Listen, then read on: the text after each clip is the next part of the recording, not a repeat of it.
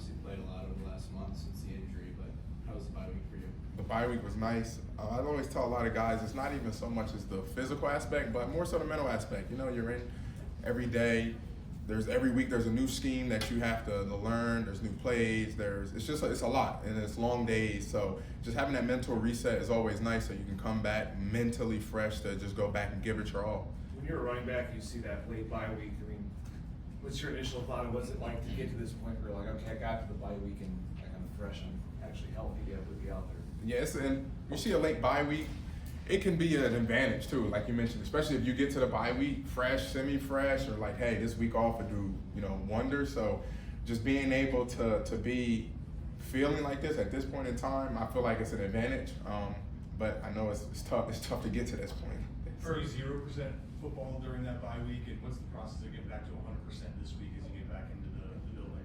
Well, number one, I think it definitely starts the day before. I mean, you start going in, prepping, looking at some film.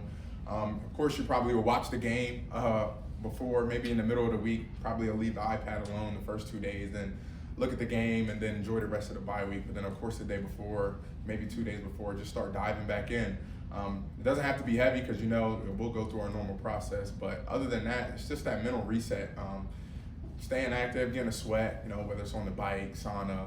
But just that mental reset, I think, is even more beneficial than the physical aspect because it can be a lot mentally. This game's got pretty big implications. Just what tells you that Anthony's ready to kind of rise to that moment on Sunday?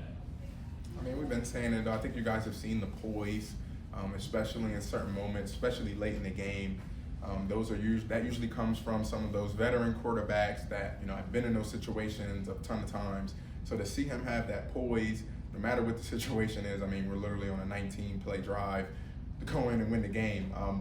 To see him have that composure, have that poise, I just think that it won't be any different, going forward at all. I just think it's something special. Like I said, for him being that young to be able to have those moments, it's awesome to see. It seemed like that New England game, you had a little bit more production than you had in previous weeks. What do you think is the difference for the run game? Number one, especially, with a lot of some of the moving parts of the O-line, you got 5 guys up front who now are communicating differently, and now you have the running back group who is now trying to figure out how to communicate with the new 5 guys up front that are newly communicating. So just figuring out that communication and just making sure, hey, what are you guys seeing up front? What are you guys thinking? This is our parameters. This is our kind of detail for the scheme. And then putting that together should show up on Sundays. JT, you had the receiving touchdown in that game, stretched out, scored on that one. But what do you think you can add to the passing game and kind of helping Anthony just keep drives alive? Number one, just making sure that, especially the running back group as a whole, making sure that we're in our spots.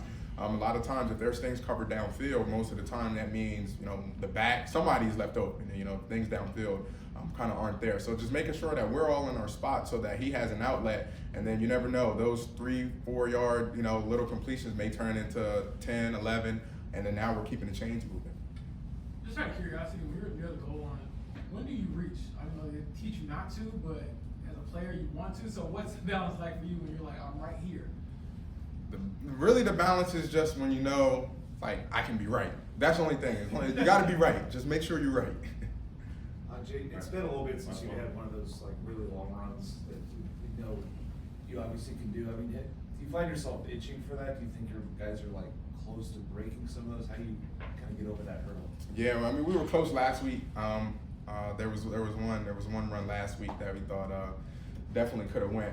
But a lot of times, one, it's just everybody being in their positions, alignment, assignment, and technique. But then it ultimately may come down to a one-on-one. You got to make somebody miss, or it just comes down to just one person hanging onto a block a little longer. So you got to keep attacking at full speed. Don't give up on it. Just keep staying on your alignment, assignment, and technique, and it'll come. Like I said, we almost had one last week, but we'll make sure we get it. We make sure we get it.